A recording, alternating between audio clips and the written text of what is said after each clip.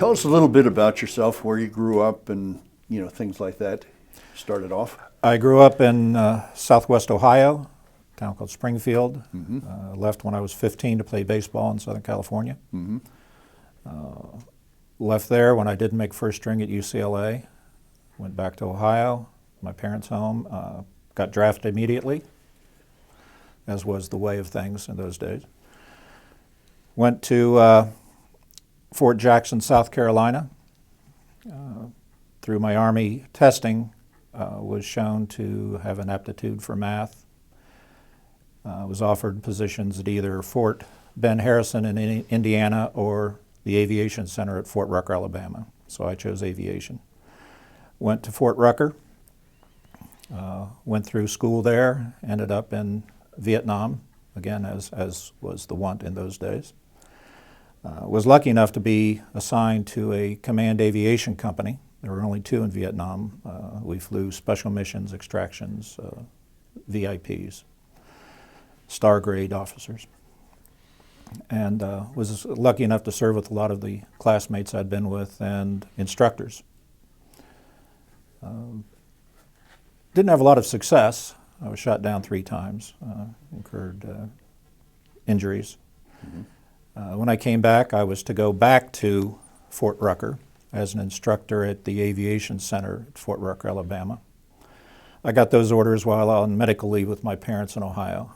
I got in my car, an old Plymouth, and drove from Ohio to the Pentagon. Went into personnel, and there was a captain behind the desk, and I had on a neck brace and a back brace and was limping. And he raised his eyes as he looked at me and says, "What do you want?" And I said, "I need to get my orders changed." And he said, "Where are you going?" And I said, "Fort Rucker, Alabama." And he smiled and said, "Where would you like to go?" Because he had been to Fort Rucker. I'm sorry for any Alabama members here, but it was not a place to be stationed if you didn't have to be. I was able to get my orders changed to Washington, a little airfield south of Fort Belvoir, Virginia, called Davison Airfield, which was a strategic airfield for evacuating members of Congress and other high-ranking government officials, similar to what the President has at Andrews Air Force Base, but on a lower level. And again, I was stationed with very good pilots, very good people. Stayed there. They really weren't sure, that is, the Army, what to do with me because of all my injuries. So they said I could go back to school, which I did. Got an associate's degree in library science because of my spare time. I was running a library at Fort Belvoir, the Engineering Center Library. But I also had an auto accident, which was not my fault, so I ended up back in Walter Reed for 3 months and received a medical discharge. So from that, received my disability compensation. And that's how I ended up being a veteran service officer for Carroll County. Carroll County is the first county in the state of Maryland to have county service officers. I was the first. Since then, we've hired Jim Hillman to be the second. Jim's an excellent man, retired Army officer, and we're both dedicated to veterans since we were both veterans. I took the position primarily because my wife told me to. And the key to a successful marriage is doing whatever your wife tells you. So she said I would be good at it, having been through the VA system for almost 45 years. And it's been both humbling and frustrating because you're dealing with the VA. We've had a great amount of success and some not so successful because, again, we're dealing with the VA. But it's the only reason I would come out of retirement. What do you think of the VA? I'm also former Air Force, and I also go down to the VA down in Green Street. Do you think things are improving for our veterans that are out there? We have 40,000 veterans here in Carroll County. Do you think it's improving? Well, I'll correct you there. We have 14,002. 14,002. Yes. I'm sorry, I misquoted. Yeah, that's from the census. It's a qualified yes. every time we find that there is an improvement, there's another problem arises. The recent issue is going away from a paper system, going to a paperless system. Ideally, that would work because we're dealing with computers and fewer trees cut down and so forth. But it's how the process unfolds. Baltimore was chosen because of the issues that the Baltimore region has in successfully managing veterans' claims and the problems, the serious problems they've had in the past. Initially, all of the files were sent to Kentucky to be scanned because that's where they wanted them to go. They're now in Georgia to be scanned. And so there have been issues that have crept up recently with the efficiency of that scanning. And that's the reason why Jim Hillman and myself, we get intimately involved in that, where we have to refile, we have to track. We work with the Maryland Department of Veterans Affairs, which is an excellent organization. They provide outstanding support to Jim and myself. Mm-hmm. I'm an accredited officer, so I have access to the Veterans Administration computer systems, and I can go in and check on the status of any claims. So the answer, like I said, is qualified. I would say at this point it couldn't have been much worse than it was in the past. 40 years ago when I started, it was abysmal. I go to the Veterans Hospital in Richmond, Virginia, because I'm from Virginia, the Hunter Holmes McGuire VA Hospital. It's one of the premier hospitals in the country. I couldn't ask for a better hospital. I spent 8 years with the medical faculty at George Washington Hospital.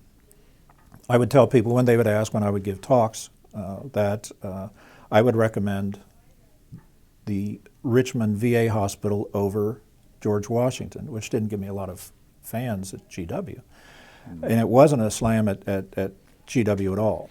It was the quality of what we had with the Hunter Holmes McGuire VA Hospital in Richmond. To this day, it's excellent. I'm a difficult patient, and my primary care handles me very well.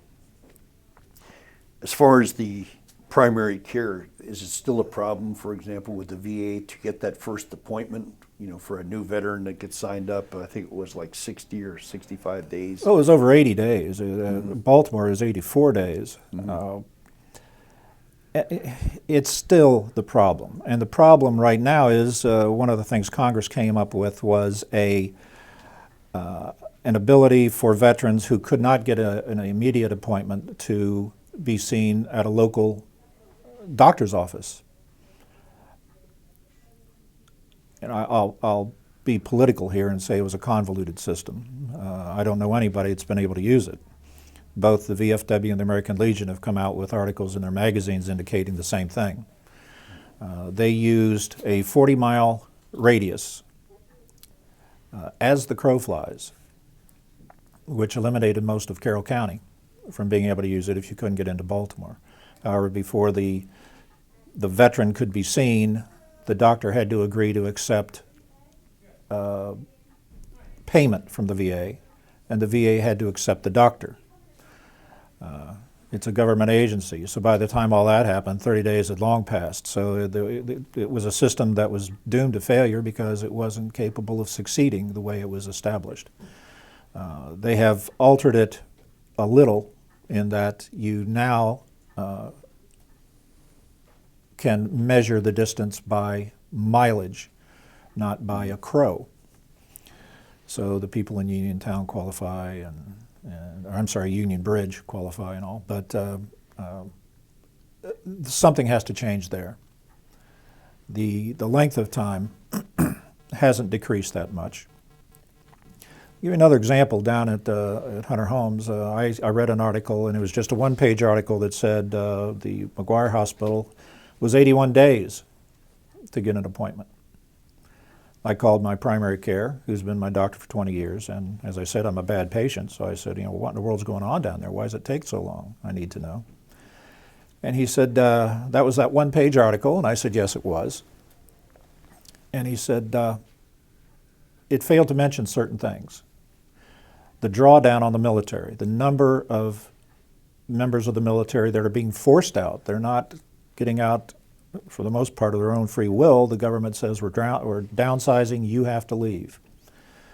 For the Navy, the Marines in Virginia, that's a lot of people. So you've got their hospital that they had to go to for their VA physical is the Hunter Holmes McGuire VA Hospital in Richmond. That hospital was given no additional staff. Certainly they didn't build onto the building, which I'm told is the second largest building in Virginia after the Pentagon. It's a huge hospital. But the point is, they had this influx of individuals getting out of the military, but given absolutely no assistance in taking care of them. So you would expect them to have issues in trying to get them into the system. So one-page articles usually don't give you the story you need. How about as far as improvement? What do you think would be some good improvements that the Veterans Administration can make to help our veterans get better quality medical? I jokingly say that the VA has more forms than the IRS. We have issues when we file a claim. Some of my claims are an inch thick because of the paperwork that we attach. They have made some changes there. Of course, again, on the negative side, they gave us about 3 weeks' notice. Any claims that we had submitted got kicked back because the particular forms that we have to secure a specific date of claim were considered no longer valid. So we had to resubmit those claims with the new form. Making it less cumbersome. Veterans who have a need, it's usually pretty obvious. And I have a plethora of stories of veterans who have an obvious need who are not receiving care. Now it's obvious to me, it's obvious to the veteran. Getting the information through to the VA that it's obvious that could be more difficult. We've had a good deal of success in the last few months, primarily because of the fact that Baltimore has had most of their files removed and sent to Georgia to be scanned. So Georgia is responsible for a lot of that now, temporarily. Mm-hmm. And again, when I have issues, I go directly to the director of the Maryland Department of Veterans Affairs. I know you're Air Force, sure. And I'm still talking to you, even though you're Air Force. He's Navy. I still talk to him, even though he's Navy. That's a joke. I help everybody. Mm-hmm. But we can get things done that an individual can't. So it's as much incumbent upon veterans to work through a service officer as it is the problems that the VA has. And I'll mention one other thing. A veteran doesn't have to pay one dime to do what we do. There are companies out there that will charge you. I have one poor woman, a retired, or a widow, I should say, whose husband was a World War II officer, who paid $20,000 to do what we do for nothing. There's no shortcut. Most of these companies advertise that they can get it done much quicker. They can't. Unless their father runs the VA, they can't get anything done quicker. You shouldn't have to pay a dime. It's not going to go any faster. There are no magic forms. And we're doing it because we're dedicated to veterans. We're not trying to make money. One thing that you're a friend of Mike Mad Dog Sater, as well as my. Don't ever say that again. Don't ever say that I'm a friend of Mike. No. Okay. And anyway, one of the things that Mike worked on was for you to get your job that you have right yes. now. And tell me some of the things that you've been involved with Mad Dog on. For example, I know one of the things that he's trying to get, and I'm sure you're doing the same thing, is try to get Carroll Hospital Center on board with the Veterans Administration as far as instead of the veterans like myself that have to go to Green Street to have it here locally in Carroll County. Yeah, I can't speak a lot. It's ongoing about using Tammy Black and Access Carroll to have our own clinic, similar to Loch Raven, Fort Meade, Fort Detrick. It's ongoing. The director of the Bureau of Aging and Disabilities that I work with, and my supervisor and myself met with the vice president of the hospital Wednesday, and that was one of the things we discussed. They're very active in looking at it themselves, and I see it happening. It involves bureaucracy, and not on a county level, but on a federal level. So it'll take some time, but yes, Mike was Maryland Veteran of the Year last year. Yes, sir. It was his work, Frank Valente and Commissioner Howard, that the reason I'm sitting here. They pushed this through. Again, it's the only county in the state that has veteran service officers. The Maryland Department of Veterans Affairs has, I believe, 13 service officers. I could be wrong on that, but they're situated throughout the state, and they handle much larger areas. We're also the only county that has its own van that we take veterans to their appointments. We have shown dedication to veterans here in Carroll County that no other county has shown. How about post-traumatic stress disorder? I know a lot of the vets that are coming back from Afghanistan and Iraq and Iran. What is the veterans doing to try to help this problem with all these veterans that have this post-traumatic stress? It's huge. Yeah, I'll start off by mentioning something before that, and that is anyone who's been in combat. I spent almost 12 months in combat. We all suffer from post-traumatic stress. All the difference between post-traumatic, and it's a big difference, but the difference between post-traumatic stress and post-traumatic stress disorder is you're able to live with it without consequence. It becomes a disorder when something triggers it. You know, I'm not a doctor, although my wife says I could play one on TV because of the beard. The disorder can be triggered by anything. It doesn't have to be about your military time. It can be any stressful situation that brings that to mind. I suffer from it, but I don't believe I suffer from it directly from the actions. Being shot down, having leeches all over me, eating Army food for 3 years. I had my aircraft commander that I was shot down with twice die not too long ago, and just hearing that triggered emotions that I didn't know I had.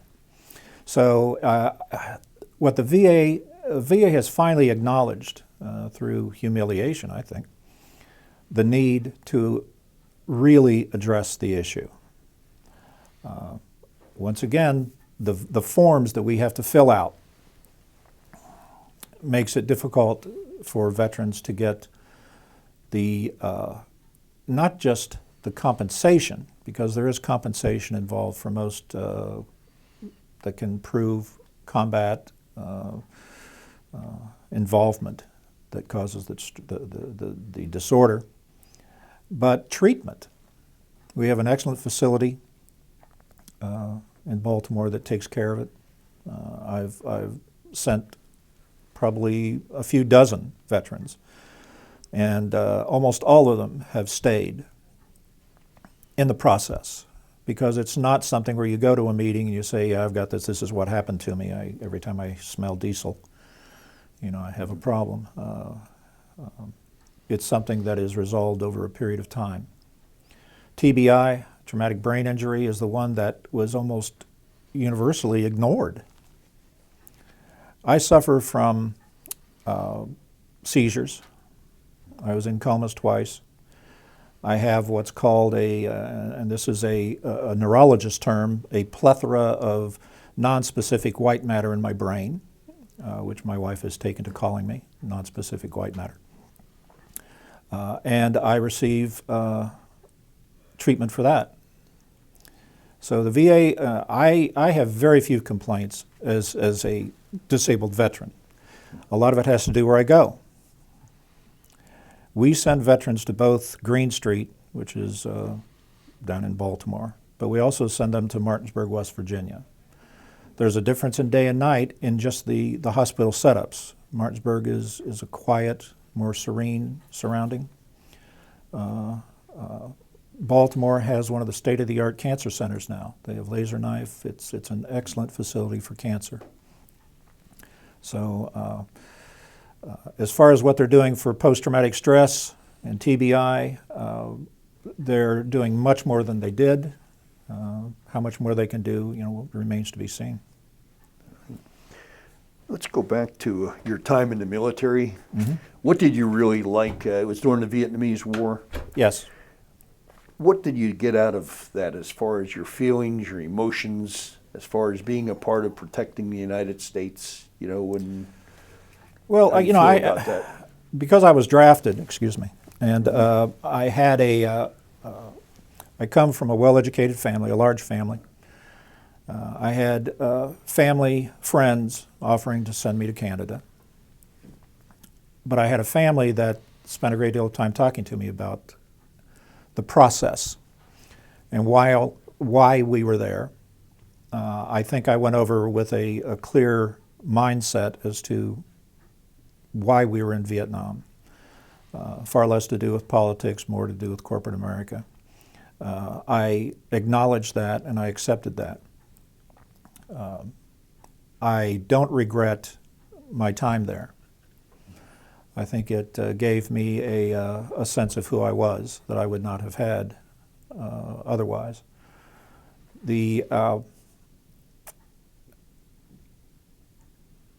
I think it's hard to explain to anyone that hasn't gone through combat what you get out of it. I don't know that you can have a closer relationship to people than those that you serve with and who die with you, or who save your life, as my aircraft commander did twice. What I really got out of it set the stage for my civilian careers. I had a great success in civilian life with a variety of industries and positions because I went in with the mindset, they can't kill me. So anything that happened in civilian life was a piece of cake. That's fantastic. How about Carroll County? How do you like living here in Carroll County, Jeff? Love it. I hate Maryland taxes, but my wife and we absolutely love it here. Now, she's with the Applied Physics Lab at Johns Hopkins, so she has a long drive. I don't. We talk about that a great deal. Mm-hmm. But we have made wonderful friends here. Living in the country, our farm has views forever. It's a beautiful place, lots of wind. Could do with a little less snow. Could do with a little warmer weather. My birthday's in June. I think it's going to snow on my birthday right now. But we're staying here. We believe in Carroll County, what it does for veterans. How do you feel about the veterans here in Carroll County? Are they harder to reach? With the attitude that, well, I don't really need any help when they really do, and to get them to come to see Jeff Collins at the. I'll start with the first 5 veterans I saw in October of 2013. The first 5 veterans I saw were 5 World War II veterans. They were drug in by daughters or granddaughters. I asked them all the same question. This was at different times. Mm-hmm. I would ask them, why haven't you asked for any benefits from the VA? And they all gave me exactly the same answer. They said, I don't take handouts. It's the difference in the generations. The Vietnam veterans, we were the leave me alone generation because primarily the way we were treated, and I couldn't get my discharge because I was medically discharged. I had to stay at my parents' home with all of my braces and all on until, from November of '71 to April of '72, when I was placed in the Cincinnati VA hospital, where I stayed for a while, and then one morning they said, go home, and I went home without any information as to what was really wrong with me or what they were going to do for me or anything. And then in August of that year, I got a big check. Big at the time, not big now, but big at the time for a young single guy. The difference now is that they make an attempt to talk to you and explain to you what's going on. When young vets, before they're vets, when they get out of the service, they're required to go through classes. Whether they listen or not, it's entirely up to them. But when you and I were in, that didn't happen. We were simply told to leave. Now they're given instructions on what's available to them and what they need to do to get those benefits. Very good. What do you like most about Carroll County and your job with the vets? It's humbling to hear the stories. It takes much more time than it should. Excuse me for a minute.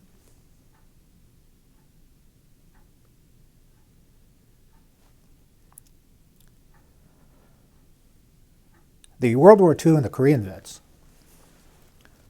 are unforgiving. That is, they're wonderful people, but they know what they went through. They make no apologies, and most of them don't even want any benefits. I have one veteran from World War II who was a bombardier. He was shot down. He spent 2 years in a Nazi prison camp. He says a Nazi doctor saved his life in that prison camp. He came out with malnutrition. He didn't get services from the VA until 2010. He didn't get any disability since 2010 until 2010, and they didn't go back and retro pay him. So those are the frustrations. But the humbling experience is listening to the stories. Being able to help any of them is why I'm here. I remember when I lived down in Virginia as well for 10 years, and we had a Catholic priest. I'm Catholic. And Father Reedy said one thing to me, and I'll never forget it. He said, when somebody's in a sickness or like a veterans that have post-traumatic stress disorder, the most important thing you could do is be a good listener. That's right. Any comments? Yeah, the 3 or 4 dozen that I've been able to get into post-traumatic stress disorder treatment had nothing to do with what I said. It's exactly what you say. You listen. You listen for the triggers, the things that they say. I can't sleep, I've got apnea. The VA has finally awakened to the fact that sleep apnea can be one of those signs that you have post-traumatic stress disorder. It's one of the reasons why it takes so long for me to go through a vet when he comes into the office. I want to hear what they have to say and how they say it. We have a lot of angry vets. I totally understand it. Jokingly, I'll qualify this by saying I jokingly say, because I don't want Carroll County Sheriff to show up in my office tomorrow, that if there is a hostage situation at the Baltimore VA, I'm probably involved, because the frustration level can be incredibly high with something that's so simple to resolve. And yet you have to go through the same process regardless of how complicated the claim is. And so we process the paperwork and we wait. And the wait can be 2 years. Most of our claims can be resolved in a year. Doesn't mean they will be.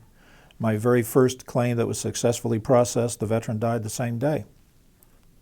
That was disheartening. I balance it by the positive that we get when we see, I recently had a veteran receive $60,000+ in back pay because of a problem with DFAS, which is the organization that pays for retired veterans that retire from the military.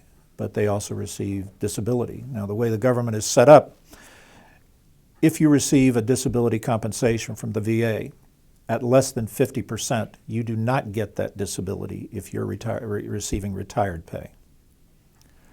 Makes absolutely no sense to me. I'm sure somebody in Congress, only 18% of Congress ever served in the military, so I guess it makes sense. If you receive more than 50% disability, they have to pay you both. It's not automatic. Every retired veteran that comes in that receives over 50%, I ask, are you receiving your disability? I have 4 so far that didn't. 2 received over $30,000 each. 1 received over $60,000, and one I'm working right now should receive over $80,000 because no one told them. So those issues are the real frustrating ones. You ask about the issue of veterans knowing what to do. We can only put out so much information. We're not a rich county. I don't even know if I have a budget. So I shouldn't say that with my director and my supervisor listening to this. We have rack cards. I have a business card. I give talks. Jim Hillman gives talks. But every day I hear from veterans that say, I didn't even know you were here. So we have a Vets Council that has both volunteers and assigned members. Frank Valente heads that up because he was one of the individuals that have the position even exists because of Frank. Frank's a really good man. He's the director of social services for the state of Maryland here in Carroll County. He's a good man. He's former Army, so I do pay attention to what he has to say. And we meet the 3rd Tuesday of every month at the SS, which is off of 97, and at 3 o'clock. I'm sorry, at 2 o'clock. And we try to get out of there by 3. But that organization or council is set up to try to do the most we can for Carroll County vets. All right. Well, Jeff, in closing, I'd just like to thank you for coming to be one of our interviewees. And I'm deeply committed to the veterans like yourself. But I can see your commitment to them is outstanding. And we here in Carroll County thank you for all the good efforts that you're doing on behalf of the veterans. Thank you also. Appreciate it.